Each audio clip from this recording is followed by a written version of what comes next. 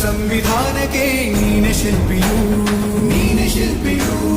ದಾರಿದೀಪವು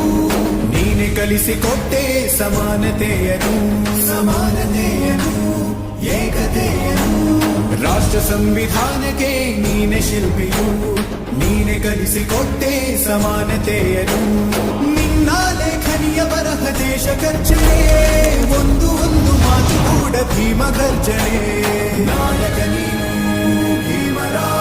ಮಹಾನಾಯಕ ನೀನು ಭೀಮರ